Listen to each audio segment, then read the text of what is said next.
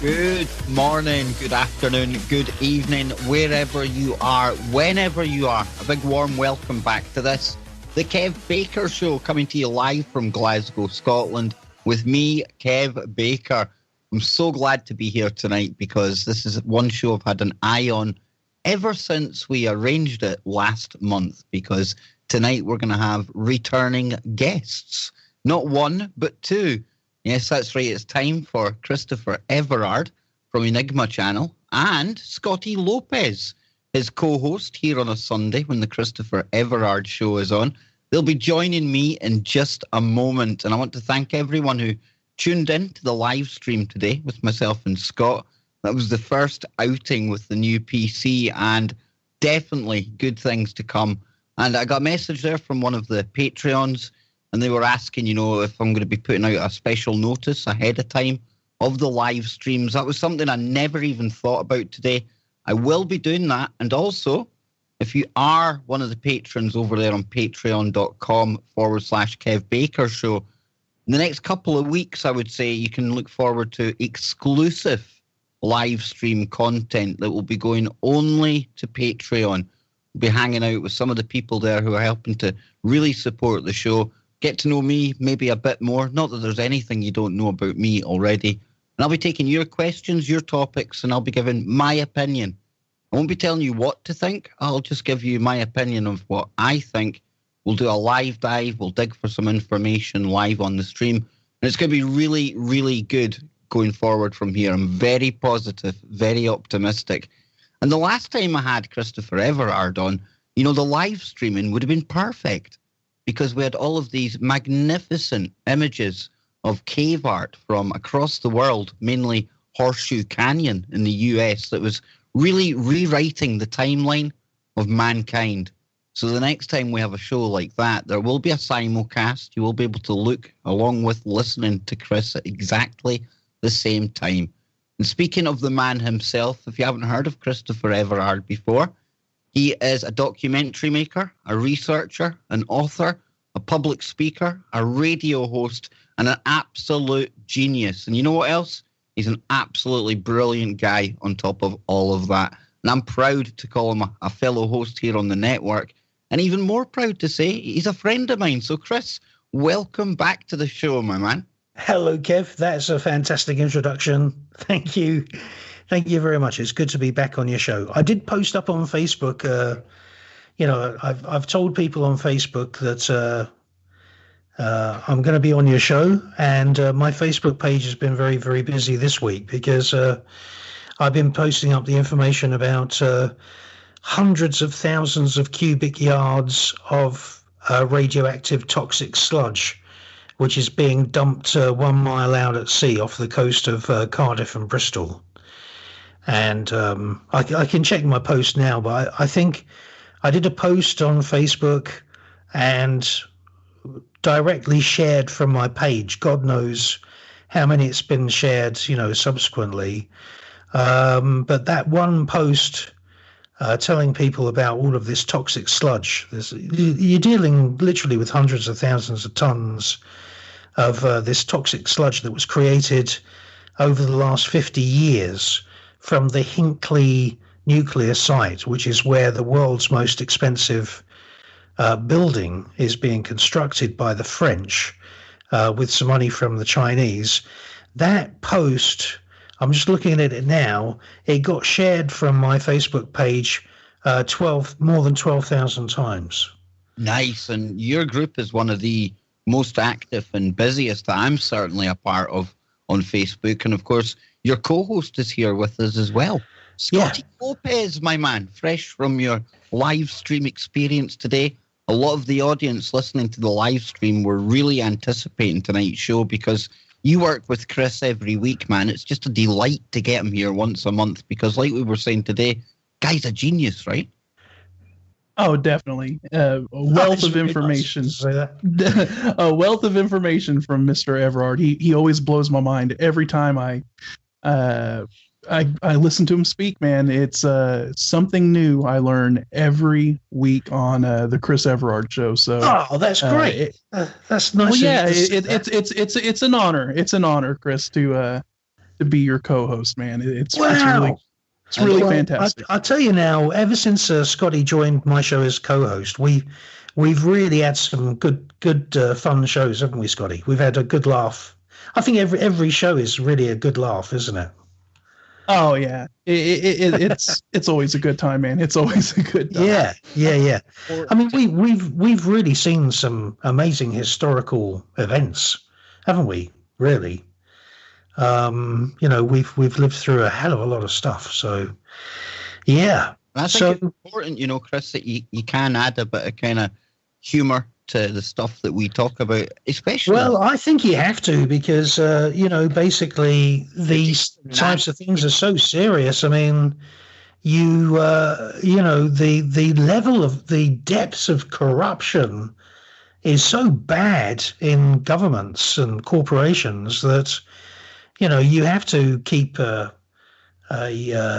wry smile on the situation. Otherwise, it'll just send you into being, some kind of dour kind of creep, The kind of person you want to avoid in the pub. That's what you would become.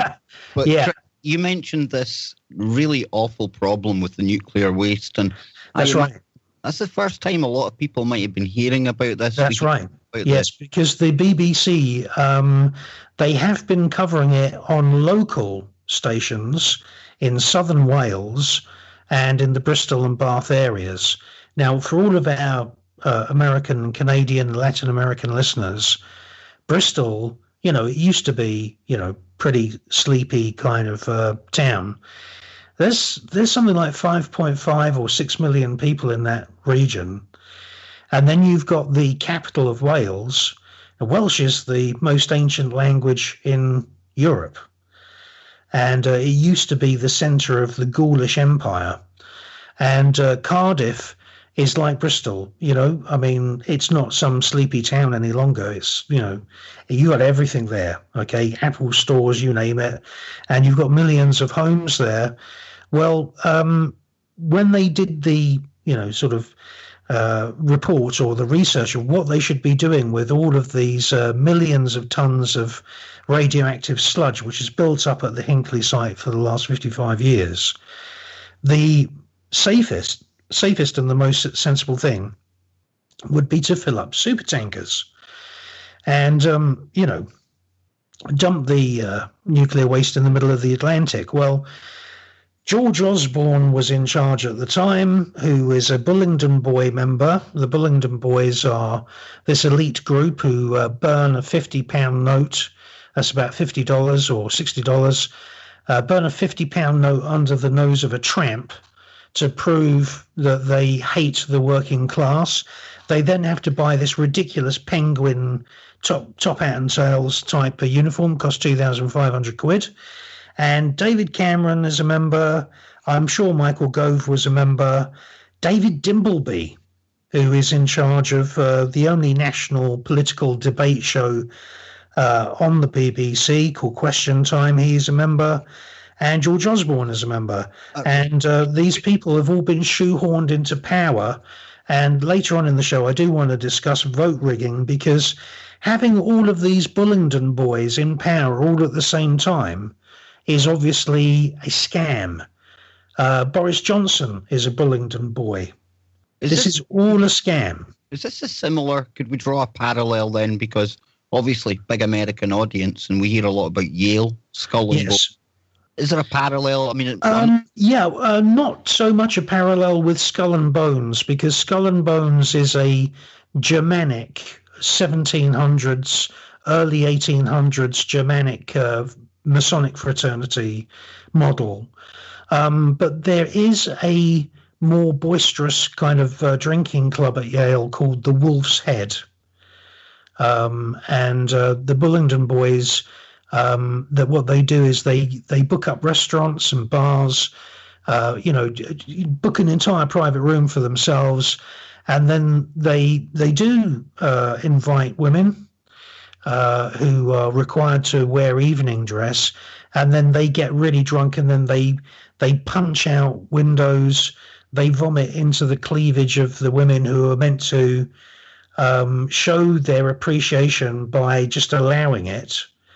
So it's more of a kind of toffs drinking, riotous kind of drinking society than a Masonic ritualized society. Definitely see a conveyor belt from both into the higher echelons. These higher absolutely echelons. Yes. Yeah, well, Boris Johnson was born in America. He was born in Manhattan. He's Jewish. His father was a member of the European Parliament who earned more than £1 million in his wages being a member of an MEP, a member of the European Parliament, which is a joke because his son is supposedly anti-European. And using that money, he was able to send Boris to Eton. As I say, he was born in Manhattan. It's a Jewish family from Manhattan, but he was educated in Eton. So he's more American than Obama? Yeah, that's a good point. Well, yeah, we do actually know exactly where Boris Johnson was born. And apparently David Cameron, he was friends with David Cameron, used to walk across this little bridge that connects Eton with Windsor Castle and go and have tea with the old Queen Mother, who died when she was 104. Wow. Now, you mentioned the European Parliament, the EU there, should I say. Yeah. Well, yeah. What's the latest with that, Chris? Because okay, well, what we're seeing is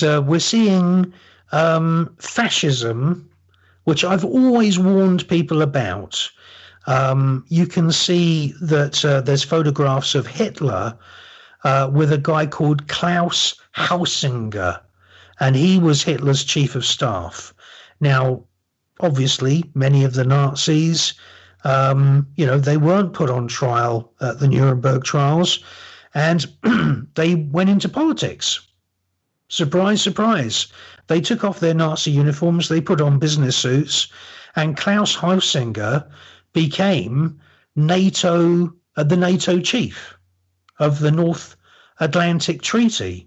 And you can see photographs of him. In 1 minute, he's standing next to Hitler wearing a Nazi uniform. And the next minute, he's the head of NATO at the European headquarters of NATO. Are we any closer to getting out of the euro? I mean, this is the big thing here in the UK.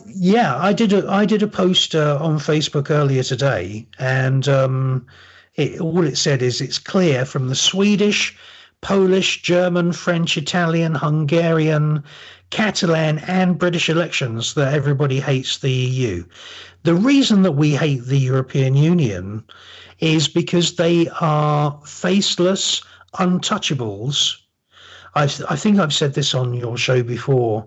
They spend $15 million a day on their own expenses. I'll say it again. They spend $15 million a day on expensive lunches and dinners. They built a palace that cost $300 million for the president of the European Union, which it changes every 6 months. They go from one president to the other every 6 months. But there was a proposal that they would have a permanent president. And guess who was going to be the permanent president? Go Do you want to guess? Oh, shock me. Tony Blair. Oh, come on. And they built, I'm not making this up, by the way. Anybody who's tuned into the show for the first time, they must think, oh, these are crazy conspiracy theories. None of this is a theory. You can. There's even a Wikipedia page, and it's called the Brussels Palace. It's a very weird-shaped building. It looks like a nuclear power station, and the budget was $300 million. And this is during the time when they were having discussions to have a permanent president, and the front runner was Tony Blair. Yeah. So that one, he is lurking about. He gives me the creeps, Blair. Yes, absolutely. You're absolutely right. He turned up on BBC Radio 4 about 3 or 4 days ago, which is the BBC's premier. It's the radio station that all of the MPs and all the toffs listened to.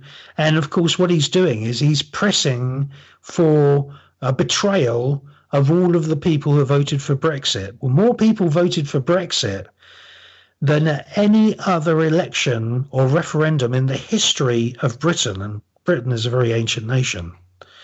And he wants to overturn it by having another election, which is obviously going to be rigged. And it's not even that. There's like almost a kind of growing wave of people. I mean, high figures, high kind of, they're in the public eye and they're all calling for this second vote. And you're thinking, yes, what happened to the democratic process? I mean, do we just keep coming back until you get the answer you want? There is no democracy in the European Union or anything to do with the European Union because, for example, during the time of Edward Heath, the British Prime Minister, who was a paedophile who used to pick up boys on these metal railings outside a wimpy bar in Piccadilly called the Meat Rack, and then used to take them on his boat and force these lads to give him a blowjob. His yacht was called Morning Cloud. I'll leave it at that. And then nobody used to see these boys ever again once they've been taken on his yacht to the Scilly Isles, because they've been pushed overboard. Or Ted Heath, we're led now through the massage of the fake news that's being pumped out by CNN and the BBC.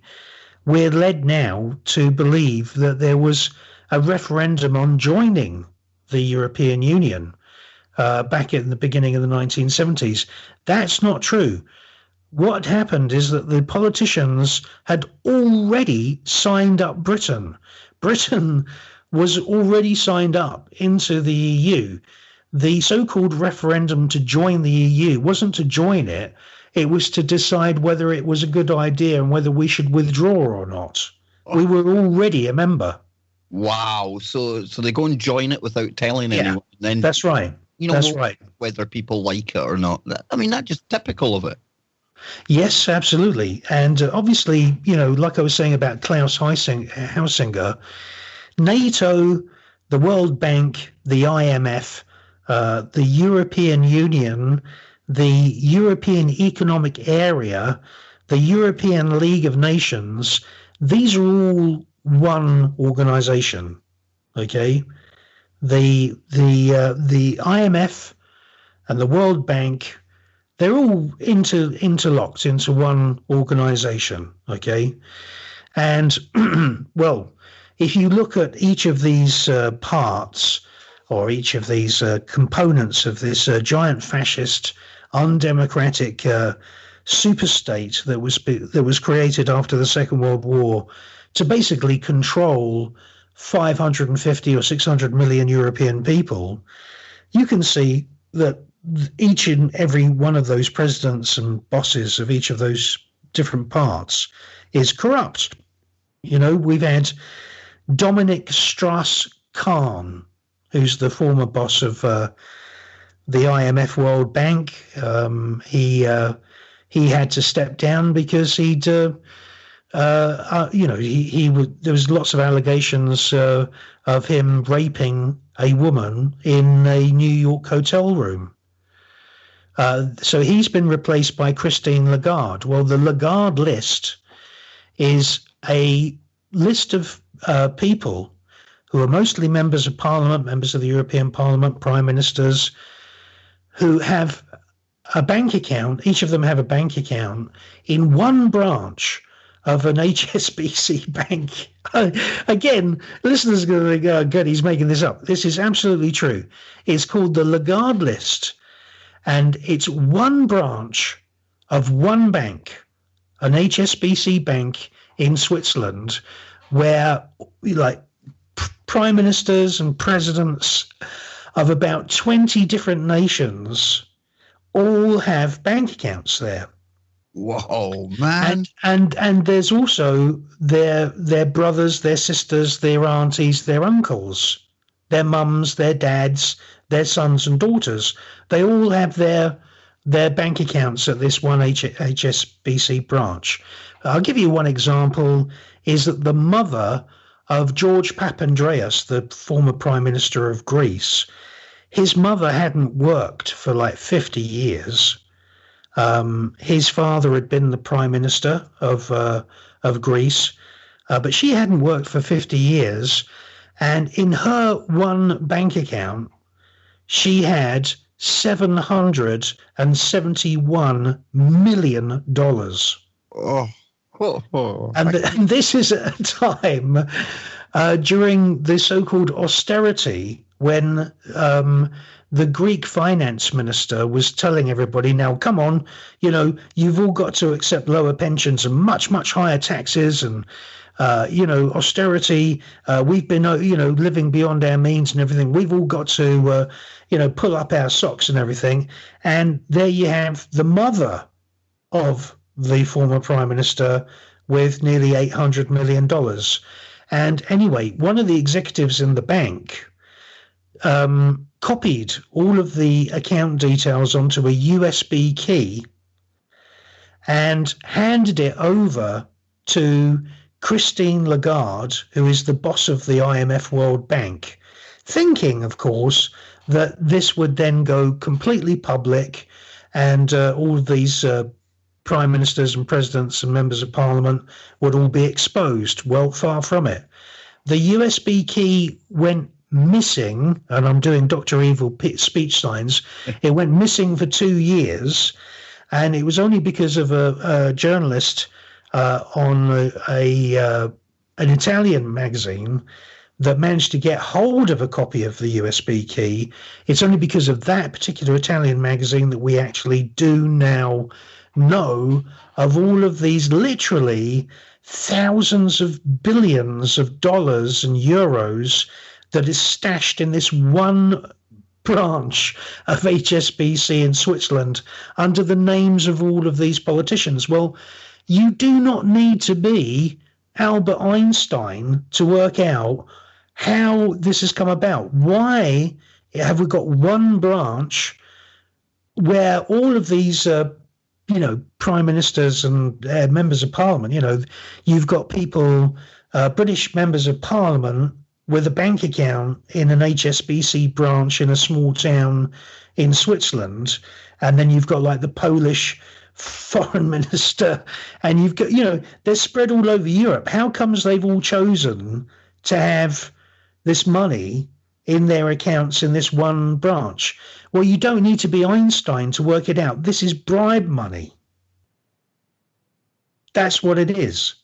There is no other logical conclusion, and it's called the Lagarde list. And Christine Lagarde has been doing her utmost to actually keep this secret. And at the same time, I've been doing my utmost to keep it in the public eye, because I seem to be the only journalist in the English-speaking world that's actually continuing to expose this Lagarde list. But the Lagarde list is very, very much to do with the vote rigging, which we're seeing now. Okay, what we're seeing now is a formula for rigging votes in Europe. In actual fact, they're using it in Australia, they're using it in other countries as well, but mostly in Europe. And that is where the public have been woken up by broadcasts like this. And what's happening is that essentially the public have woken up. They've realized that the European Union is a bunch of fascist, undemocratic bureaucrats, and everyone's voting anti-EU, and they're also voting against this open borders policy, which is allowing ISIS sleeper assassins to pose as asylum seekers, get into countries, and then start beheading people and ramming people as they go and do their Christmas shopping. Which obviously, the people have been bombed and everything. The blood is on the hands of these European politicians, especially Angela Merkel. We're almost at the break, and I'm just grateful that this USB stick didn't fall down the back of the sofa in the Pentagon. Yeah. Trillions of dollars went, because we would never heard of anything about this. That's right. Yeah. Right, for the audience out there, this is why you have to come to shows like this, shows like Chris on a Sunday, all of the shows across this network, because there's stuff you will hear on here that might seem ridiculous, and it'll seem ridiculous because you don't hear it anywhere else.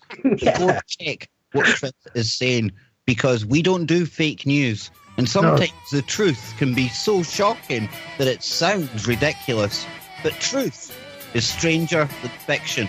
We'll be back after these. You're listening to the Truth Frequency Radio Network. No hate, no hype, no fear. Welcome back, ladies and gentlemen. Christopher Everard is our special guest tonight, and his co-host, Mr. Scotty Lopez, or as he is soon to be known as GeoShift. Scotty's going to be launching a YouTube channel. He's going to be covering the earth changes, the storms, all that kind of stuff. So I'll be keeping you up to date on where you can find out the latest from Scott. Right now, you can get daily updates over on Facebook. Scott Lopez, check him out.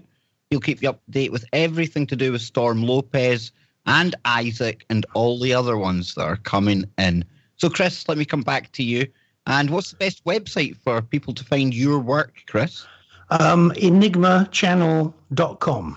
EnigmaChannel.com. Awesome. Yeah, or EnigmaTV.com, or they can go to my personal website, which is in need of an overhaul, but it works, and it's got tens of thousands of visitors every hour, and that's ChristopherEverard.com. Yes, we were on there today, myself and Scott. We were showcasing it on the live stream. We were telling people to go and check it out. Now, that's very nice of you. Before the break, we were just getting into Hungary, and you were telling me before the show, it's a bit of a dire situation over there, Chris. It is. It's a very, very dire situation, because one woman who's a member of the European Parliament, just one woman, wrote a report full of inaccuracies, saying that this law in Hungary that forbids lawyers from giving help to asylum seekers is basically fascism. Okay, and there is this thing, I think they call it Article 7 or something like that. And they've all done this vote on Article 7, which means that Hungary loses its voting rights. Now, get this. This one woman writes a report saying that the prime minister, who is who's voted in as a popular prime minister because he doesn't want ISIS sleeper assassins who pose as migrants. I mean, this is not a conspiracy theory. We know Imagine the audacity of the leader of a country not wanting to welcome in, fund. Yeah, it's crazy. Yeah, because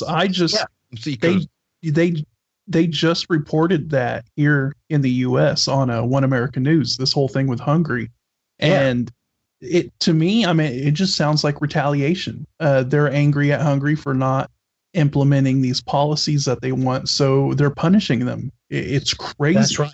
That's exactly right. They are punishing millions of people because the prime minister, he's a new prime minister, Viktor Orban, has done a law that stops these lawyers from working and getting resident permits for people who are, as we unfortunately have seen in Germany, and we've seen it in Spain, we've seen it in many European countries. Many of these migrants are actually members of Al-Qaeda or ISIS. And so there has been non-governmental organizations, NGOs, who have been cited by the Five-Star Truth Movement government of Italy as making huge amounts of money out of human trafficking, bringing ISIS sleeper assassins from the beaches of Libya across to these tiny, tiny little islands off the southern coast of Italy. The NGOs are not rescuing these people. The NGOs are actually organizing the human trafficking.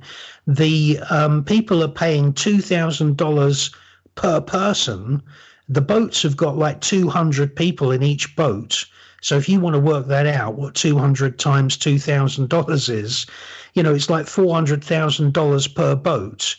And the NGOs have been swapping blowjobs in exchange for bowls of rice with young Muslim girls. This is all in these camps in Libya. This is all documented, by the way, by Amnesty International, and it's also been reported on the Reuters news feed that sexual favors are being demanded by not one NGO, but many of these NGOs. These are the NGOs that pay agencies of people. When you go out shopping, you get this person coming up to you trying to get a direct debit opened up on your bank account, and they've got a clipboard.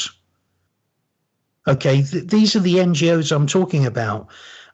There's been sexual exploitation going on in Somalia, Libya, in many of these war zone countries. And essentially, the boats were doing this every day. They were doing trips between Turkey and the Greek island of Lesbos and the beaches of Libya and these small islands off they're Italian islands off the coast of Italy.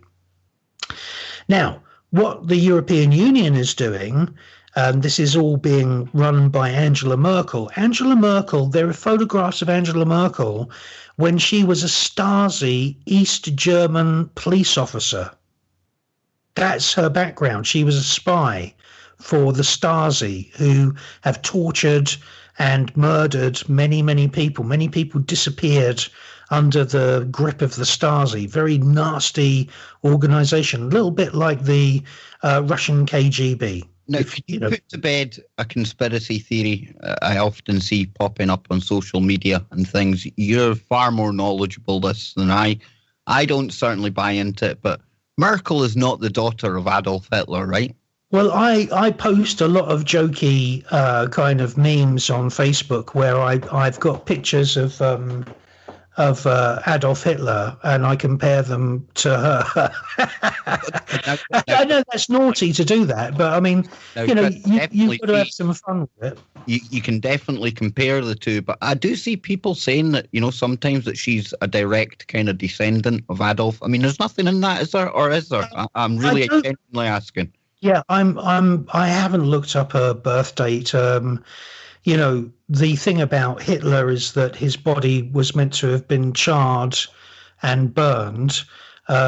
He was married. He got married to Eva Braun.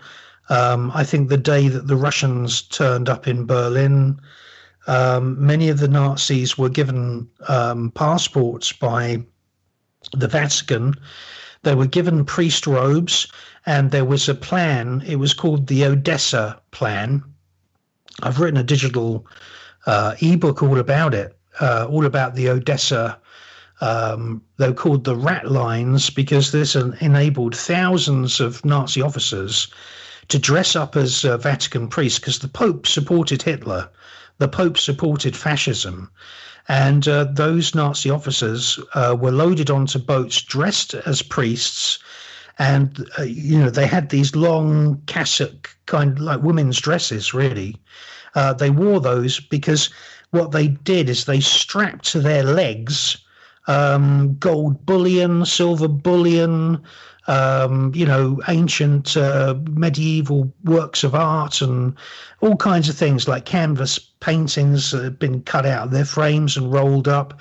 All of this stuff was smuggled out. And a lot of them went to Panama, a lot of them went to Chile, a lot of them went to Argentina. Then there were ratlines going to Africa. The Nazis actually formed a whole new government in Namibia. And there are photographs of the Namibian government in the 1950s, 1949, 1950. There's not a single African Namibian person in that government, and they are all speaking German. And all of the laws of Namibia were written in German. Yeah, I mean, I've often heard about the South American angle, but this one here, I mean, this is really interesting. I've never actually heard that before. Yeah, well, 100,000 Himba tribal people and 100,000 San Bushmen were murdered in a giant massacre. And you can look it up. It's a secret kind of massacre of 100,000 people. And what happened is that Botswana was created as a country. Before then, it was called Botswana Land. And Botswana Land, it was basically cattle grazing land. It was inhabited by the nomadic San people. and that became Botswana, and then Namibia was created, and obviously Royal South Africa was created as well. So, basically Buckingham Palace and the royal family of Belgium and these former Nazi officers controlled the whole of the south of Africa. You had the Royal South Africa. The Queen has a house there. It's called the Treetops Hotel, but she actually owns it. They own huge reserves there. Many of the aristocrats from Britain actually own vast estates in Botswana, South Africa, and German aristocrats own huge amounts of land in Namibia, and they also own the Congo. The Congo is known as the Belgian Congo. And, this is really the root of the wealth that the European aristocracy had in from the late 1700s all the way up to today. That's emeralds, diamonds, rubies. They control countries such as Liberia. They control Sierra Leone. The joke is this: Sierra Leone and Liberia are the two richest diamond places in Africa. Okay, not only diamonds, by the way. They also have sapphires, and they also have emeralds as well. And these diamonds are actually used for industrial machinery. It's not just used for jewelry. And the joke is this, is that Liberia and Sierra Leone had the highest per capita rates of poverty out of all of these African nations. And we just had Theresa May go over and do this ridiculous kind of Zulu dance and pretend that, she's going to open up trade with these African countries. These African countries have been controlled by aristocrats in Britain, Belgium. Buckingham Palace have controlled these nations now for 250 years. They've driven those nations into abject poverty. Most villages don't even have running water, and yet just literally a stone's throw from like a village that has not even a standpipe, they're rerouting rivers. They reroute entire rivers because they set up these diamond mines. And the way that a diamond mine operates is that they actually suck thousands of cubic gallons of river water per hour from the local rivers. Don't worry about people who need to do their washing or drinking water for all the villages downstream. They can all go thirsty. And what they do is they then blast this water into the ground under immense pressure. And these diamond mines are portable because once they flushed out a huge hole in the ground, and some of these diamond holes are so big you can see them from space, it's finished. And so they pack everything up and they look like prisons. They've got 12-foot walls of barbed wire. They surround the area with landmines, which are made from plastic. They deliberately now use plastics to make landmines because that means metal detectors can't find these landmines. And the landmine industry and the diamond industry go hand in hand. This is what Princess Diana with the Halo charity was doing. Literally the week that she was assassinated, she was actually promoting and campaigning for the Halo organization, because the reason that they lay these landmines is to stop local people from, going and digging these diamonds themselves. Chris, before you get too far, I had a guest on during the week there, young man called Danny Barnard, and he's somebody that started the trend on Twitter, #Boer Testimony. Oh, right. In South Africa there. Yeah. And South Africa, obviously, in the news for all of the wrong reasons after speaking to Danny. And over here in the Western media, we're not hearing very much about the fact that right now there's almost like a white genocide going on there with the farmers. And he was telling us that a lot of the initial farms that were part of the reclamation process by the ANC government, they did pay some compensation, but when you look at the map, it's also quite startling how it coincides and correlates and matches up with, rare earth mineral deposits under land. So what do you know about the South African situation, Chris? Because with Theresa May there, she didn't condemn the government. And in fact, she was giving them money towards this land reform deals and things. So what's going on there, Chris? The South African government is a fake government. It's a fake government of puppets because it's all run by the Foreign Office in London. South Africa has been controlled by Buckingham Palace, for at least 200 years. It was called Royal South Africa. Danny did say to me before the show and on the show, he said, Kev, a lot of this is coming from your government. Yeah, absolutely. Yeah. They've got gold, they've got timber, they've got oil, they've got emeralds, they've got rubies. They could have, if they wanted to, a very healthy tourism industry as well. And then on top of all of that, they've got phosphates and they've got lots of these, like you were saying, rare minerals. A lot of those minerals are used in microchips that end up in smartphones and iPads. So it's teeming with wealth, and yet people have not got enough money to buy a pair of shoes. To give you some idea, London Camden County Council in London make more money each year out of parking meters than the entire gross national product of Ethiopia.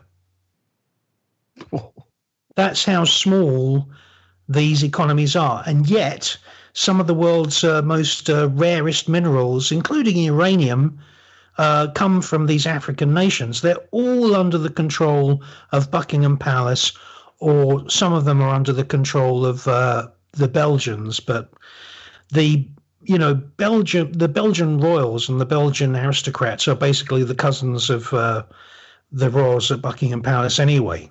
Well, they've just given 30 million euros, I think, to the ANC to kind of support all of this. There's no other way to call it. It's genocide, man. I mean, they've wound up the entire population. They've got politicians openly dancing on the news, singing about shooting the Boer people. I mean, it's ridiculous. Imagine it in this country, Chris. A kind of minority group living in the UK, and you had Theresa May and people from the government openly singing about shooting them. I have to say that I'm a bit suspicious about all of this that's going on over there, because it hasn't actually improved the poverty. It hasn't cancelled out the poverty of millions and millions and millions of families in Africa. Their situation is worse now than it's ever been. And yet new technologies, new robotic technologies, new high-pressure water pumping technologies, they're getting more diamonds out of Africa now than ever before. Now, the diamond industry is influenced basically from Hatton Gardens in London, Antwerp, and Amsterdam. These are the three main centres of where the diamonds are actually cut and polished, and then they're sold. And all of those diamond companies are actually Jewish Hebrew-owned companies that intermarried with the European aristocracy and the European nobles, the black nobility, the Habsburgs. Those Jewish moneylenders and diamond traders, I'm talking now about from 1200s, 1300s, 1400s onwards, intermarried with the European nobles. And it's been basically the same Hebrew companies that have monopolized the trading, the cutting and the polishing of all the diamonds that are sucked out of not only Africa, but India as well. So it's, the European nobles, the black nobility, like the Habsburgs, they've had huge influence in Africa. There should be no poverty there. but there is massive poverty because that's the kind of character that we're dealing with. They want it all. There's nothing that they don't want. They not only do they want all of the wealth, but they also want to downtrodden and kill people as well.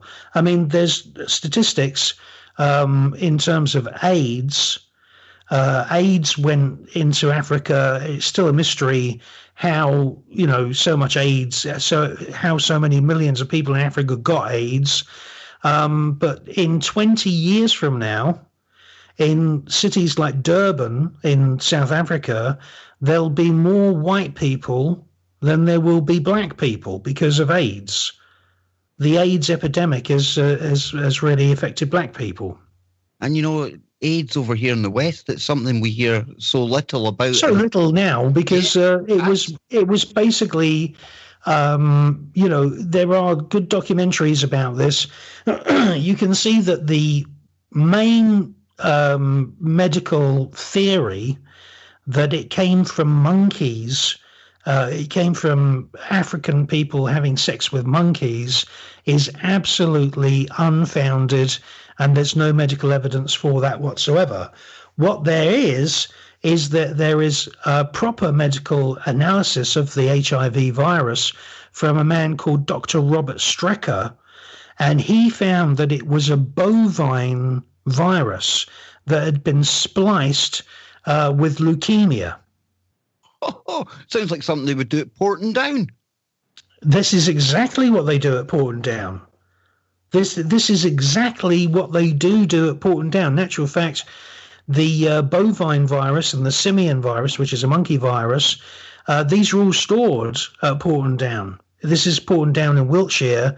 It's literally a 9-minute car ride from the front door of Sergei Skripal. Well, we're going to get into the Skripals on the other side of the break if we can, Chris, because we've only got a couple of minutes left. But I mean, is this a 1 hour show or a 2 hour show? 2 hour show. Chris. Okay, so I'm definitely going to be, for all of the people who are listening now about the toxic waste dumping, I'm going to cover Cardiff and Bristol and also what's going on in Scotland as well. Absolutely. And, down when I was in the military, my brief couple of years there, I did go to Portendown.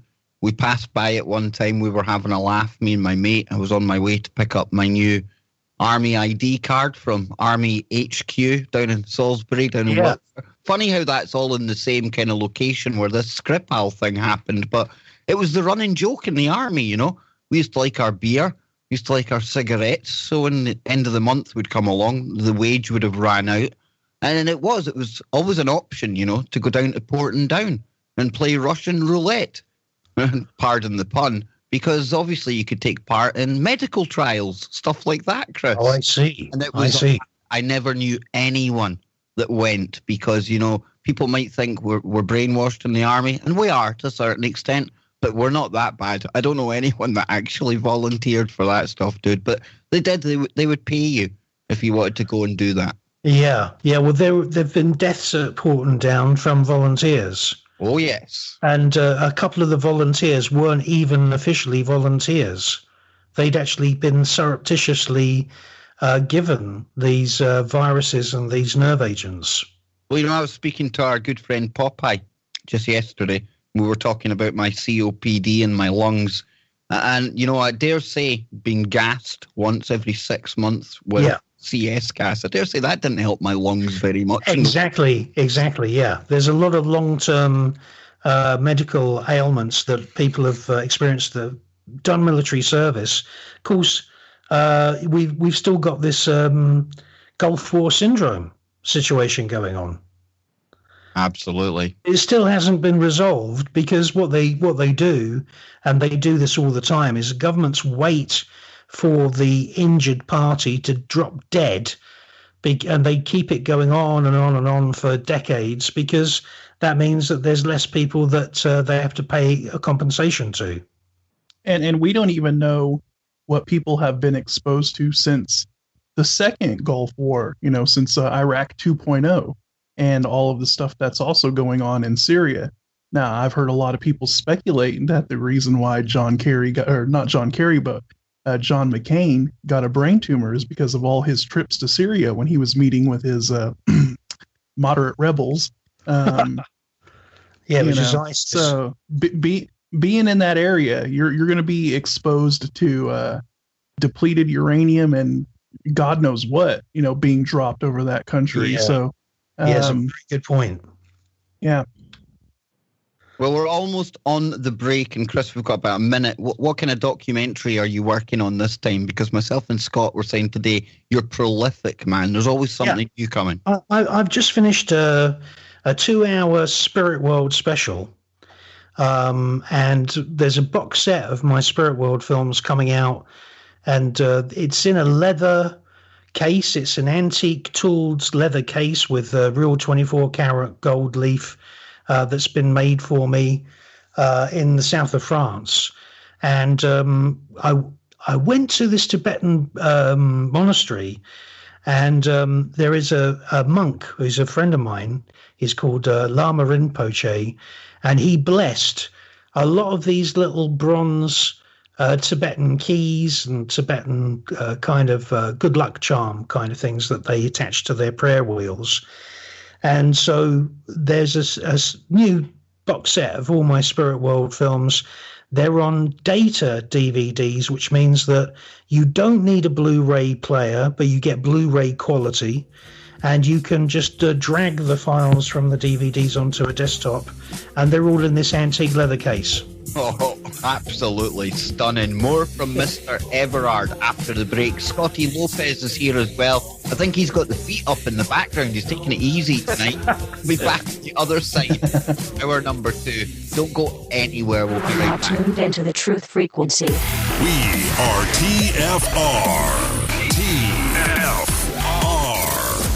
Shows like this definitely do try and attempt to bring the New World Order down, and the information that Christopher Everard is bringing us tonight, along with his co-host Scotty Lopez. Wow, this must be waking so many people up if you haven't heard all of this stuff before.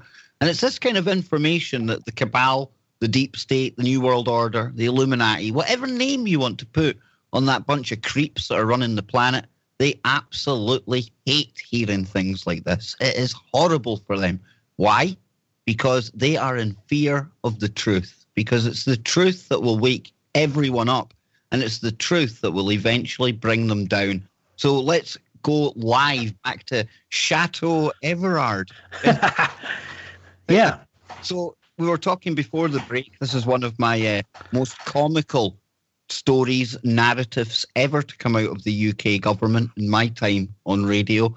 And that's the whole Sergei Skripal double agent Novichok poisoning fiasco, Chris. What's your take on all of this, man?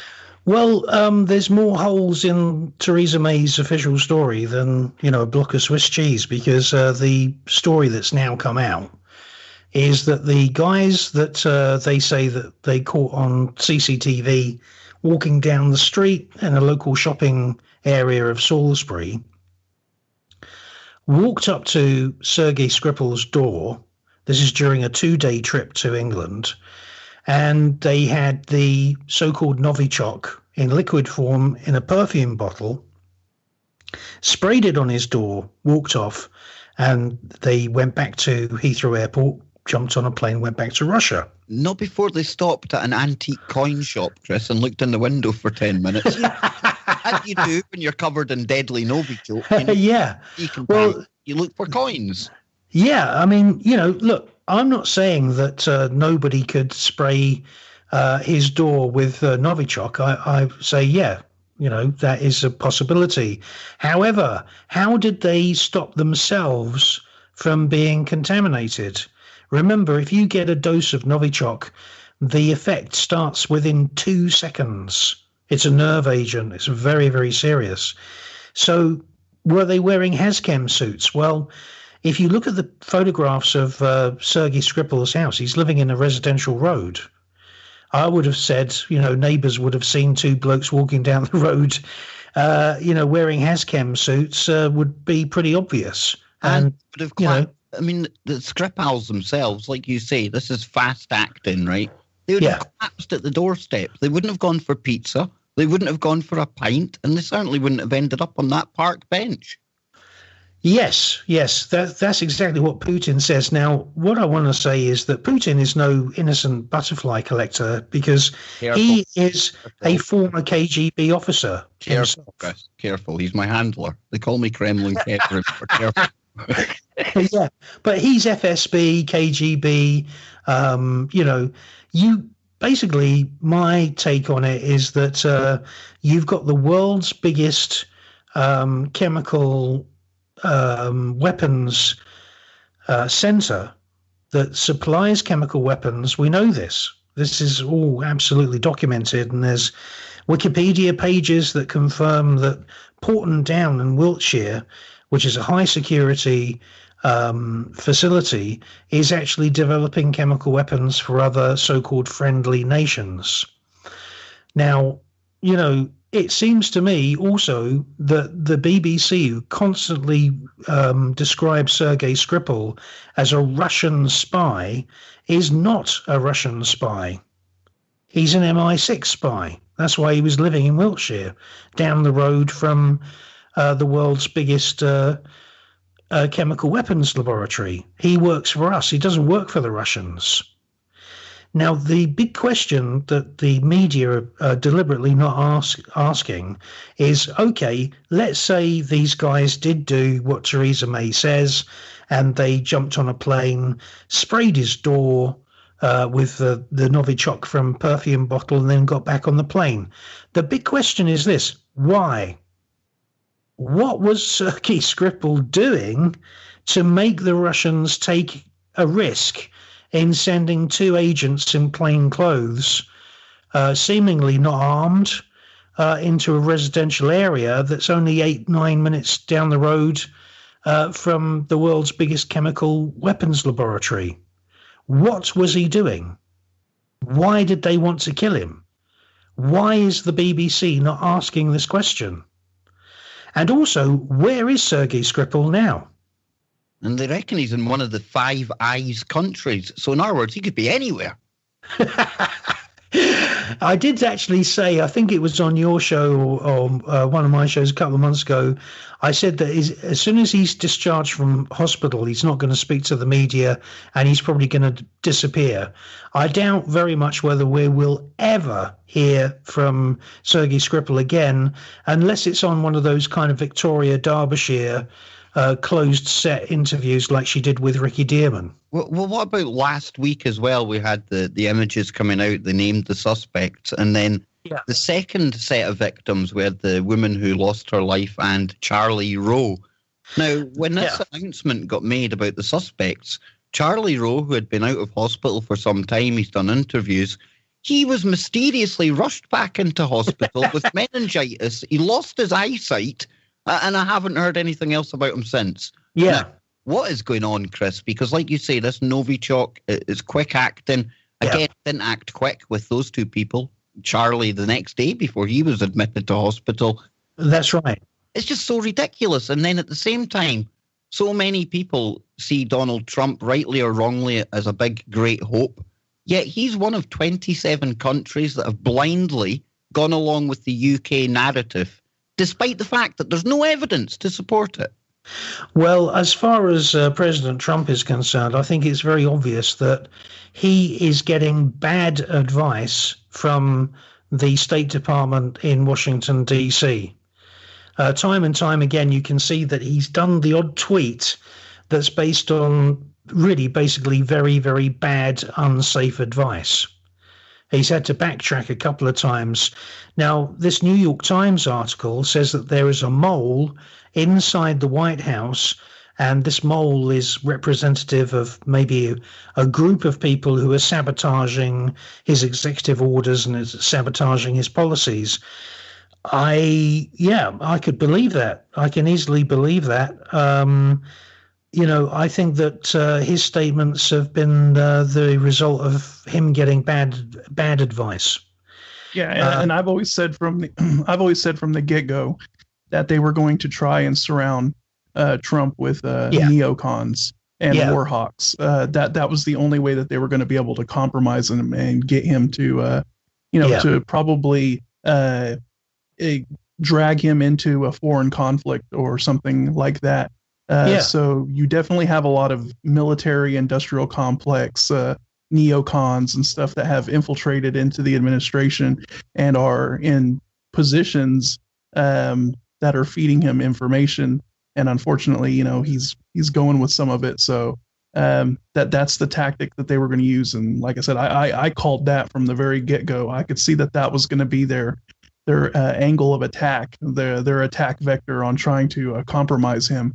You see, absolutely. What happens if you don't drain the swamp and you end up jumping in? You're surrounded with the things and you can't see them. Yes. I mean, I have to give him credit because he did go and he did actually fire most of the people on the 5th floor of the State Department in one day. And he did actually manage to get rid of Comey. So we have to give him credit to, he has drained the swamp to a certain degree, but obviously, as I said at the beginning of the show, corruption is so endemic now, especially with the European Union, that, if you're really going to drain the swamp, you'd end up just standing there having to man the phones and you'd probably be on your own. So what would your speculation be then as to why all of this went down in the UK? My speculation is that Sergei Skripal has been a MI6 spy for many years, and he hasn't been loyal to the Russians for decades. And that the CCTV footage of him in his local news agents, buying a packet of Tic Tacs and everything, is that he is one of very many Russian defectors who've been given, pretty luxurious lifestyles. He's got £250,000 in his bank account, and he's one of very, very many of these people who are living a fairly luxurious lifestyle at the British taxpayers' expense. And he does not work for Russia in any shape or form, and that's why they wanted to kill him, because he's obviously, from the time when he was a member of the Russian military, he's obviously involved in something now which is so vital that they're willing to risk 2 of their agents in plain clothes and go through British airport security using fake passports. He's obviously involved in something so damaging that the Russians are willing to take that risk. So that I can understand, that I can believe. But the methodology that is being described, I don't agree with. The official international body that is meant to identify sarin and Novichok when they've been used in various situations have not definitively said it was Novichok. All they've said is that they concur with the British government's conclusions. Well, the British government, as far as I'm aware, have not published the chemical fingerprint of the samples that were taken from the park bench in Salisbury, or the I think there was one other location, wasn't there? There was the perfume bottle found in the gutter. There's a ZZ pizza shop, and I'll tell you why they're bullshit. My speculation is because all of these chemical weapons, just like nuclear weapons, they've all got a very distinctive kind of forensic signature. Yes, they do. They do. They deliberately make up batches of sarin. Novichok is basically identical to sarin, and the base ingredient is fluoride. That's the same fluoride that they put into your toothpaste, telling you that it's healthy for your teeth. And it's the same as the fluoride that they put into tap water. Fluoride is the base ingredient of many nerve agents and many chemical weapons. In actual fact, the chemical weapons that President Assad in Syria was supposedly meant to have used was shipped from Britain with an OK, with a green light and a certificate that was supplied by the Department of Trade and Industry. And it was 3 British companies that are unnamed to this day who made the fluoride that supposedly was used as the base ingredient for Assad's chemical weapons, which supposedly he used on children. Now, there's no evidence at all of anyone being affected by Assad's chemical weapons. But what we do have is social media videos of people laying on the ground pretending that they've been breathing in, some kind of nerve agent. And there's also a doctored BBC report with this woman who supposedly is a doctor, but she works for an NGO charity, because I researched her background, and her audio has been changed. And it was changed with her cooperating with the BBC because her voice is the same. In the original recording, she's saying it was some kind of napalm, and then they changed the word napalm to chemical attack. All this humanitarian, you listen to the BBC, now they're going on about, there's a terrible humanitarian crisis in Idlib in Syria. Well, what about the humanitarian crisis that's happening in thousands of NHS trusts around the country, like at St George's Hospital, where the death rate of babies undergoing cardiac surgery had gone up tenfold over a period of 11 years? Where's the humanitarian BBC reports where there's 1 million people surviving on food banks? See, there's 4 million British children who are getting some of their meals from food banks and are in households which are below the poverty line. 4 million children. But there's no BBC reports about them, but there are BBC reports saying, there's a humanitarian crisis in Idlib. It's all bullshit. The so-called armed gangs, or the rebels, is what the BBC haven't used the term ISIS for about a year. That terminology is now done, because there is so many independent radio shows like this one, and television documentaries and television broadcasts that are exposing how ISIS was back-funded and back-armed with arms drops organized by Obama, that the BBC is now not using this term ISIS. They are calling ISIS in Syria armed rebels. Well, they're not. Most of them are Al-Qaeda and most of them are ISIS. And the same thing goes on in Libya as well. The BBC now, for 1 year, and all of their reports about Libya, which are few and far between, are not actually using the term ISIS at all.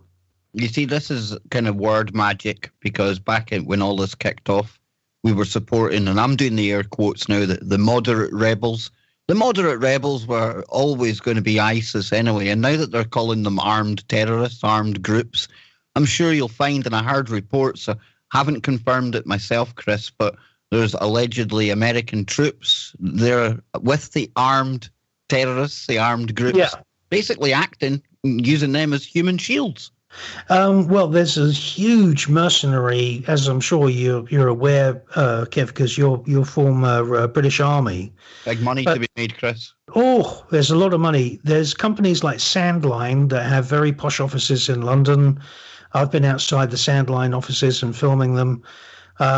There's loads of mercenary agencies that advertise in magazines like Soldier of Fortune magazine. And there's actually government agencies that, they supply, you name it. They supply security officers for government buildings. They supply prison officers, but they also supply battlefield operatives. Now, they could be, doing pretty mundane things. For example, they could just be, say, for example, security guards on military camps. But a lot of them are actually former military, and they're there to kill. And they're being paid £800, £900 a day if they're out on the helicopter gunships. Some of them are picking up, bigger wages than that. Yeah, absolutely. And we're seeing this push. We're seeing this push here in the U.S. to privatize war. Yeah, there's a lot of talk going on now. I've been seeing a lot of reports about the possibility of privatizing the war in Afghanistan and handing it over to Blackwater. So Absolutely. I tell you who's going to be in charge of all these battlefields sooner or later is it's going to be companies like Google. Because Google have been receiving huge amounts of money from the Pentagon. They are one of the biggest Pentagon contractors. Google went on a shopping spree, and I was about the only journalist in the English-speaking world that was exposing the fact that Google had bought 9 robotics or robotics-related companies. One of the companies which Google acquired was Boston Dynamics. Now, when I went on this kind of, I was mentioning it on all kinds of media. I was posting about it. I was doing it on my blog. I was doing documentaries on the Enigma channel all about robotics and the New World Order.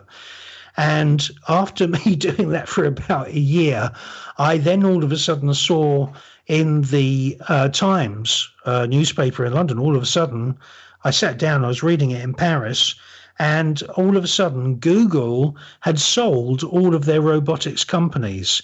Now, that coincided with a lot of their workers as well. There was a project Movern that they were running. And that was really the AI for the battlefield. Exactly.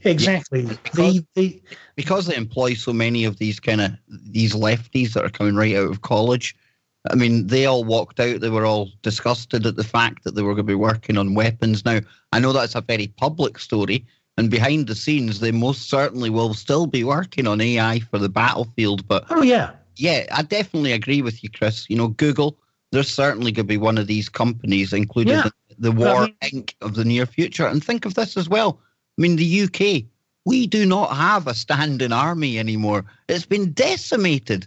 And you can picture a scenario where, quite realistically, we would need to have some kind of private military to go. Well, I can tell you, and all of the listeners and the viewers of the Enigma channel, is that I've been making these documentaries about robotics now for more than 10 years.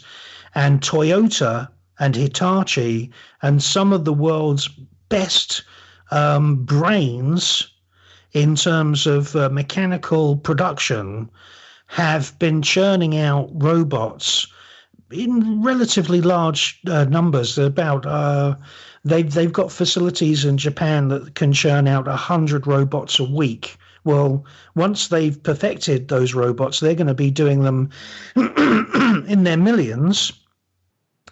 And if you look on Amazon and you just type in the word robot and then the word garden, Amazon are selling gardener robots. I don't know whether you guys have seen them. Chris, I cover the robotics most of the time, too much of the time. Okay. There's a company that, if you've got a pen and a piece of paper there, write this down, because, I mean, these robots are one thing, but then we take a step up into the world of Westworld coming to life, and this is a company called Sanctuary.ai. And Sanctuary, .ai. Now, you can type in their website right now and get creeped out, because they're a subsidiary of D-Wave, and it's not war machines or anything like that. No. They are integrating a new species of synthetic life form into our environment. And this is all the work of, like I say, D-Wave, along with Hanson Robotics, the ones that do Sophia. And we're talking about lifelike things that are going to be walking amongst us very soon, Chris. Yes, absolutely. And look at the driverless cars, okay? We've got Apple, which is the most profitable tech company in the United States of America. And there was a collision with one of the Apple driverless cars just the other day.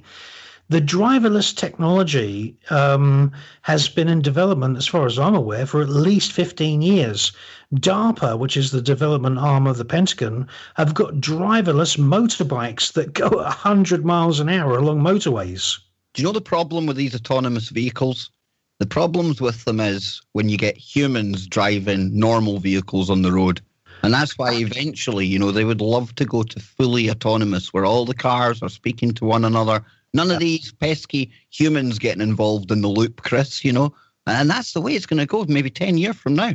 It is. And also it's obviously a way of tracking people, because at the moment we have the freedom to jump into our car and go where we want. And obviously, the driverless technology is going to change.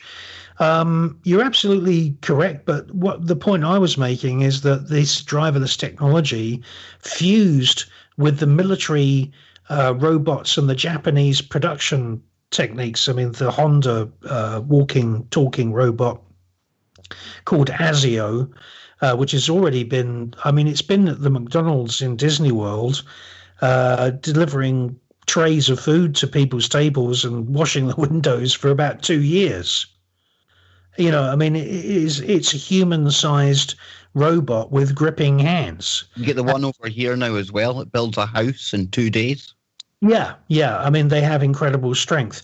What we're going to see is we're going to see a fusion of the driverless technology, the robotics technology, and these things are going to be deployed as tests in shopping malls, and they're going to be deployed in battlefields. They're already in the malls over in America. Nano Girl, she was speaking to one of the periscopes for one of the shows where she was coming on. Oh, wow. She'll be back on the show next week to talk about this stuff. But yeah, I mean, Scott, I don't know if you've come across any of these R2-D2 type ones that I kind of talk about, but they're the ones that I used to work in security and down in London. They've got them in office blocks down there, and they look like Dusty Bin or something. They just roll along. But have you seen any of them, Scott? I haven't seen any where I live. Mostly that stuff is being deployed on the coasts, you know, in the bigger cities, and they haven't really focused on us. They haven't focused on us here in a flyover country yet, but I'm sure at some point they'll start implementing it over here. That's because they've got blown away in your weather, Scott. They're not angry. Exactly. But we're almost they're not tornado proof. We're almost out of time for this segment, gents, and we'll be coming back after the break. I'll be shutting up. I'll let Chris go wherever he wants. It's the one show out of the month that I wish we had a 5-hour show. I said 3 hours last time, but 5 hours still would not be enough. Now, tomorrow night, before I forget, Bill Bean, the spiritual warrior, he is going to be back on the show with me live in hour number 2. And I can tell you, folks, it's been another eventful month for Bill. We had the pleasure of meeting somebody who works with Bill just last week on the show, Katie McHale, and all of the creepy stuff that went along with that show, whispering on the Skype, all the paranormal stories she was telling us about. Tomorrow, it's going to blow your mind, so please join us for that. And like I say, we'll be back after the break. And when we do come back, I'll be letting you know when you can catch Chris and Scott here on the network. And I'll also be telling you what's coming up right after the Kev Baker Show today with Lucky and Dr. Brooks Agnew. So you stay there, hang tight, don't go anywhere. We'll be right back. This is the Truth Frequency Radio Network. We are TFR. Truth Frequency Radio. Welcome back, everyone. It's the fourth and final part of tonight's Kev Baker Show right here on TFR Live with Mr Everard and Scotty Lopez. Now, don't forget, coming up right after tonight's show, we've got Quantum Connections here on the network. And Lucky, along with Dr. Brooks Agnew, is going to be covering hurricane updates and tons of news. So please stay tuned for that right here on your network, Truth Frequency Radio, www.tfrlive.com. Now then, Chris, before we get back into it and I unleash you, just remind everyone when they can hear your show with Scott every Sunday here on the network. It's 8 p.m. London GMT time, so that's in the evenings for UK listeners. I think that's about lunchtime. Scotty will tell us the times in Central America time. I think it's lunchtime for Scotty, isn't it? Yeah, it is 2 p.m. to 4 p.m. Central Time. So, and what is it in Los Angeles? What's the Los Angeles time? 12 noon. That's noon to 2 o'clock. Yeah, so Pacific Coast, my show is 12 noon on Sundays, and it's 8 p.m. In the evenings for the UK listeners, and it's 9 p.m. For all the people on continental Europe, and 10 p.m. in Moscow, a truly international show, I must say. And I'm glad you let my handlers know in Moscow. They're very keen to listen to more of you. Yeah. Now then, I am going to out of Scotty Lopez's book. He's warmed up the slippers for me. I'm going to put my smoking jacket on. I've got my cravat all on. I'm sitting back. I'm comfortable. Chris, take it away. You've got so much that you can try and... Yeah, I want to tell people what's going on with all of this nuclear radioactive sludge. There's millions of tons of it being dumped in the Bristol Channel, which is an inland water. It's a tidal water, and it's only a mile or so away from the Bristol and Bath area, where you've got 5.5 million people. And on the other side of the channel, you've got the capital of Wales, which is Cardiff, and then you've got Newport as well.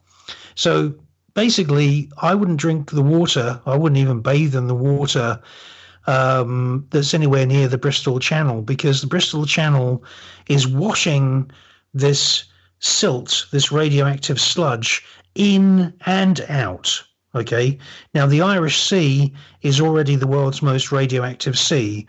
And the reason that it's radioactive is because Sellafield, which used to be called Windscale until there was a fire there and a couple of people died, they had a PR makeover and they changed the name from Windscale to Sellafield.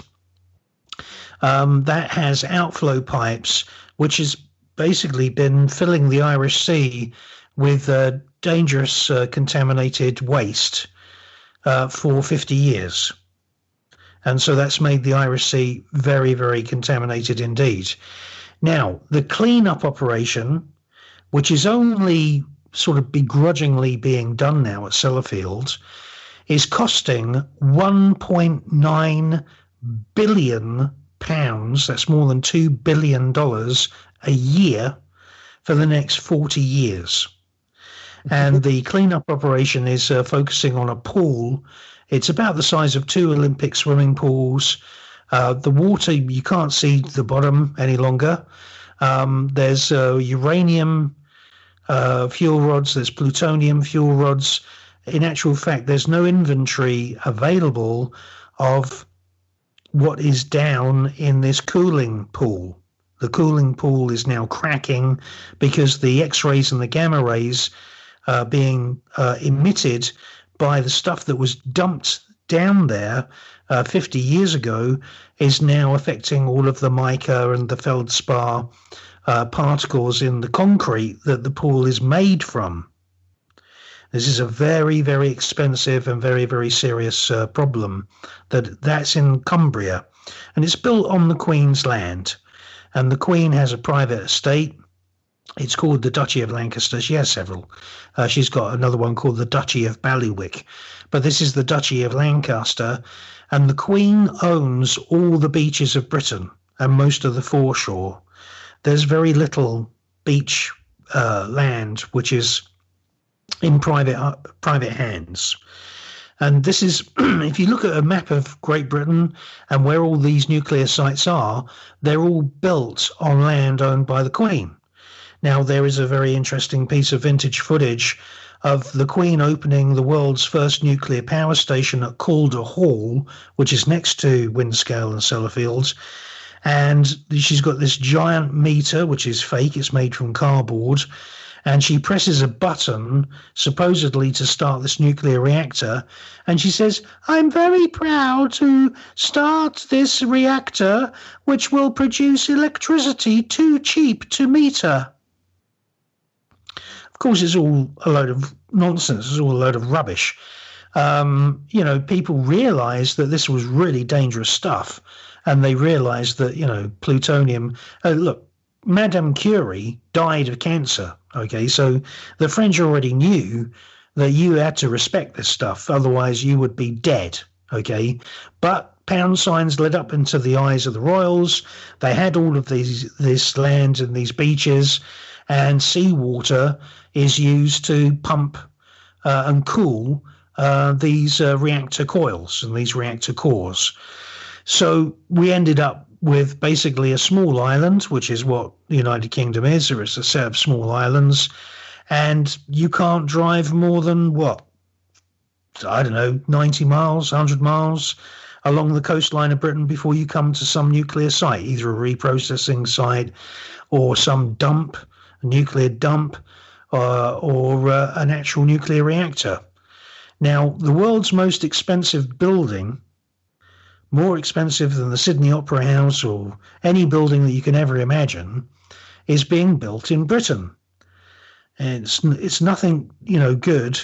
It's not going to be like a university, or it's not going to be on the tourist maps.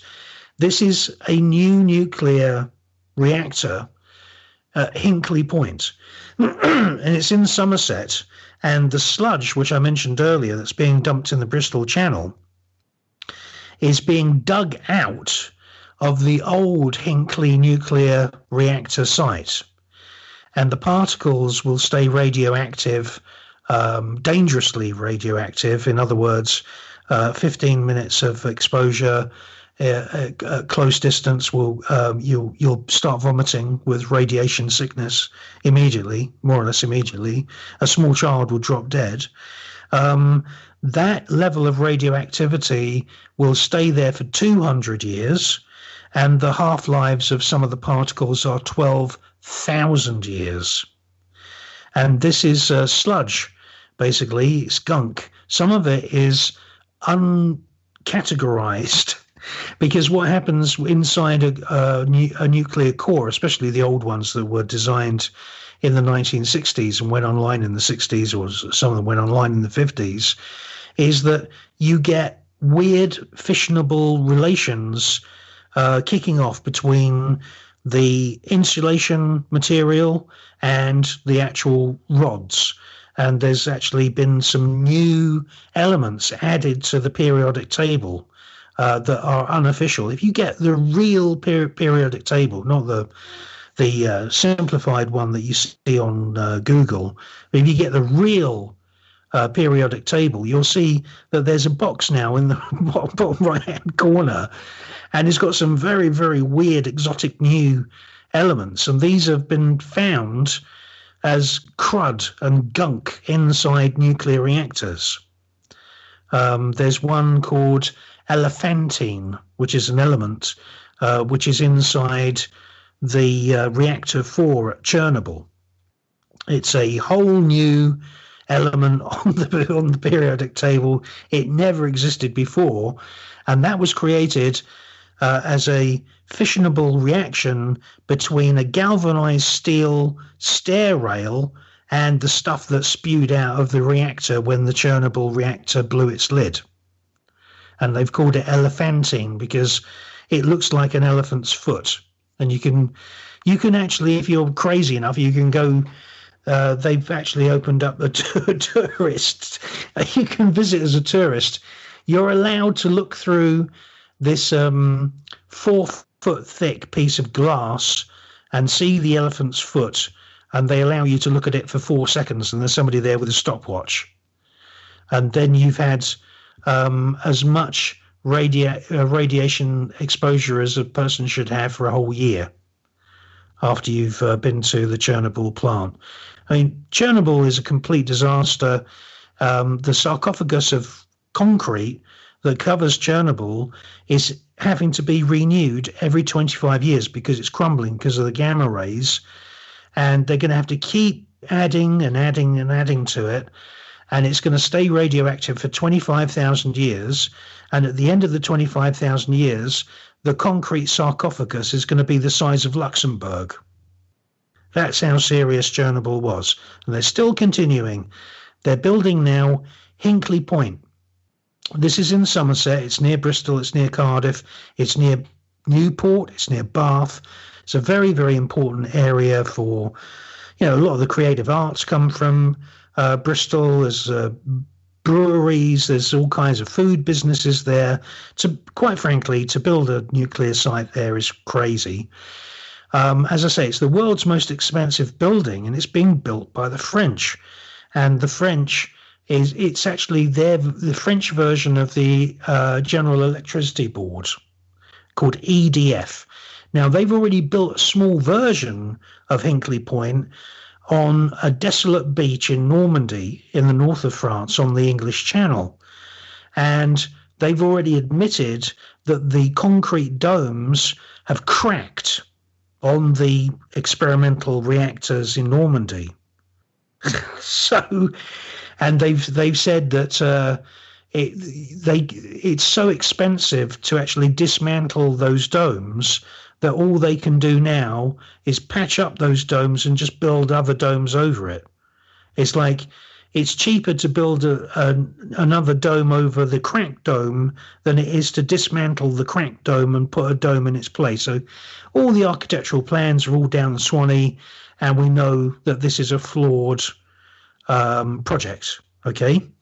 So the sludge that's being dumped in the Bristol Channel is coming from one of the old Hinkley reactors, and they're clearing the space and they're digging down into the soil, and what they've discovered is they have to dig down about 65, 70, 75 feet, because obviously the ground underneath the nuclear reactor also becomes radioactive. So instead of dumping this using supertankers into the middle of the Atlantic, they're dumping it literally a mile away off the coast of Bristol, off the coast of Cardiff in the Bristol Channel.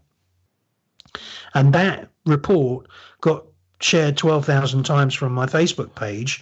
That's not the only thing that's been going on that's not being reported in the nuclear industry in Britain.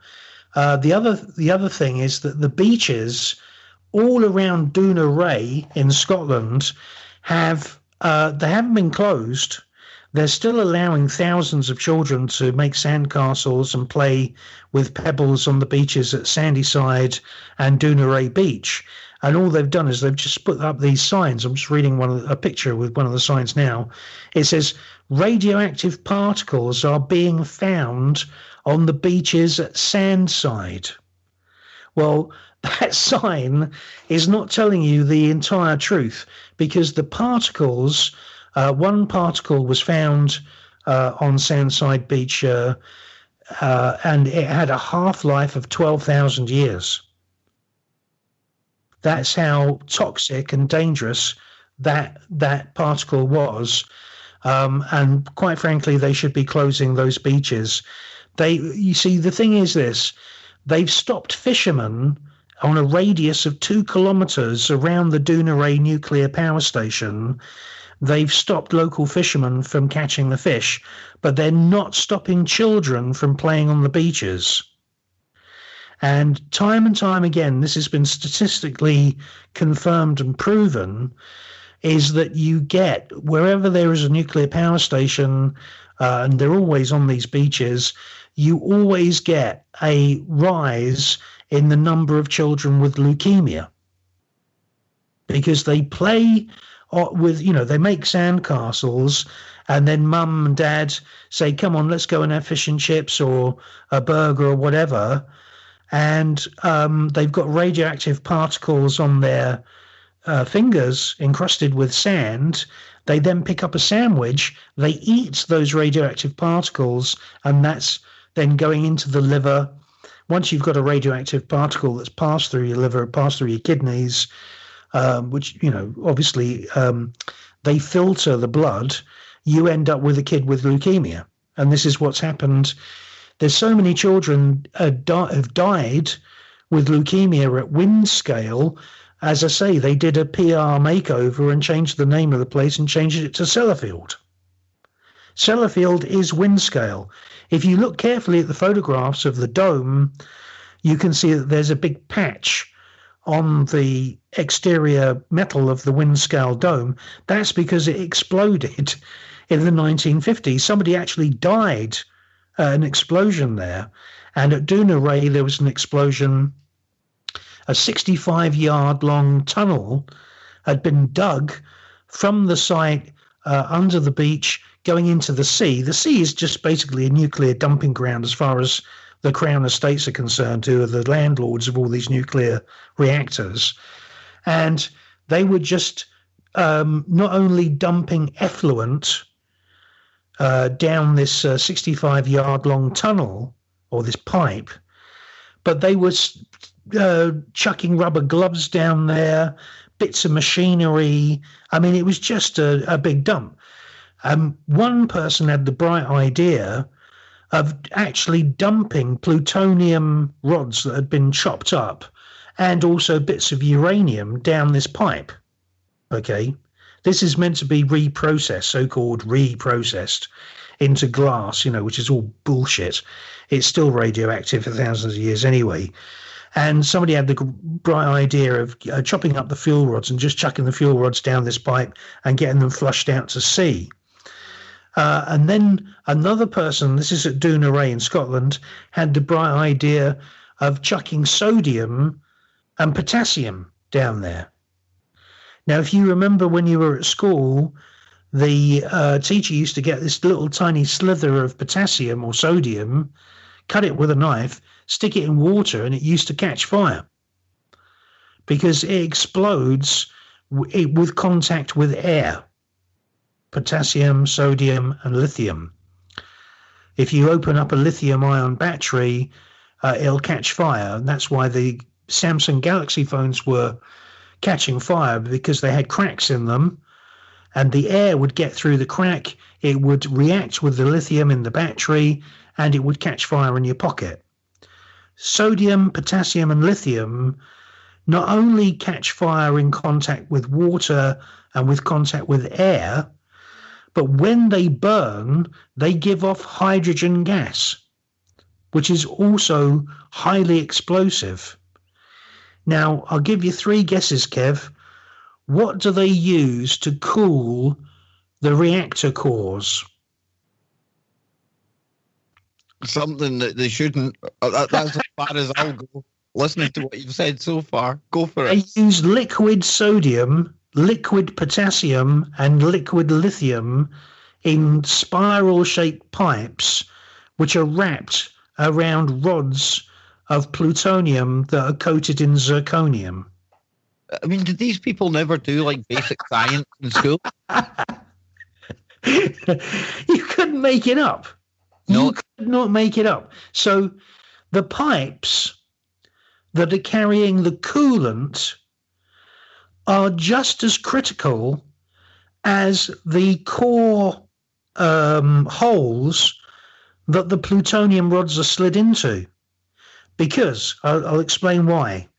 If you get a crack in the graphite block, which is basically a graphite block, it's drilled with holes, and the plutonium rods are inserted into those holes. If you get a crack in that graphite block, that is basically the end of that reactor, because you're going to get gamma rays and X-rays leaping through, traveling at the speed of sound or the speed of light through the cracks in the graphite. So that's basically a done deal. That reactor all has to be rebuilt. However, at the same time, you've also got criticality within the pipes running the coolant. So you can have a core which is perfectly fine, no problems with the core, but one microscopic crack in one coolant pipe can actually trigger a catastrophic fire and explosion, which would be the coolant material, either liquid lithium, liquid sodium, or liquid potassium, reacting with the water in the air that's inside the reactor dome. It's a hell of a way to boil water, isn't it? And I can kind of give a little personal perspective on this, because my dad actually worked at 2 different nuclear power plants, one in Glen Rose, Texas, and one in at the Wolf Creek nuclear power plant here in Kansas. And he actually welded on those cooling pipes. So that's why he's I consider him, a lot of people consider him one of the best welders, at least in this area of the country, because if they trust you enough to weld, if they trust you enough to weld on those cooling pipes, then you're probably a pretty good welder, I would say. Does your dad glow in the dark?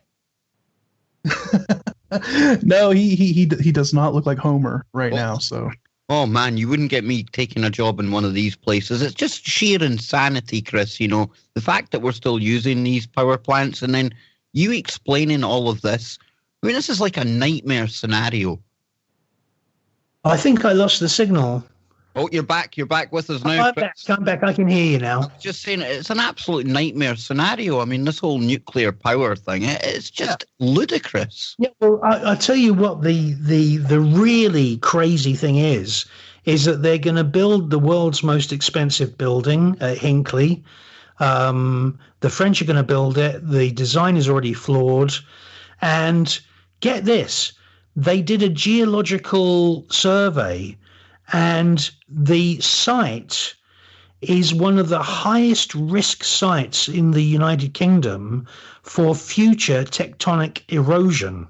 When you get those pictures of like an old bed and breakfast hotel that slid down a cliff face on the seaside, that's where they're building.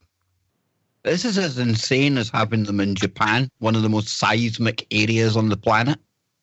Yeah, absolutely. Well, we just had a big thing in Hokkaido, in the north of Japan. Believe it or not, the north of Japan is very close to Russia. But Hokkaido was where they were going to move all of their nuclear reactors. They were going to turn Hokkaido into this nuclear island. And we've just had an earthquake there, and it's actually ruptured some of the foundations of the nuclear station that was already there. So the idea of using Hokkaido is just ridiculous. And I also got to mention that this hurricane is about to hit a nuclear power plant right there in North Carolina. And it is one of these, the power plant's really old. It's the same design as Fukushima. So if we have a 20-foot storm surge come in and inundate this nuclear power plant at Brunswick, we're probably going to look at a very similar situation to what happened at Fukushima with the tsunami. And what's the name of that station? Brunswick. Brunswick. You can look it up. Is Brunswick the name of the town, or is it the name of the corporation that runs the nuclear reactor? It's the name of the reactor. I'll pull up a little info here. I mean, it's just, I tell people about this and they, after about an hour of hearing all the different catastrophes that have happened and have been hushed. Yeah, it's called the Brunswick Nuclear Generating Station. So it's right there along the coast. So I really hope that they have at least taken some kind of precautions or something. Because it's going to be pretty crazy to see what happens with this. After everything Mr. Everard has told us about how they attempt to contain these things, Scott, doesn't fill me full of confidence that they would even prepare for something like this. No, that's all nonsense.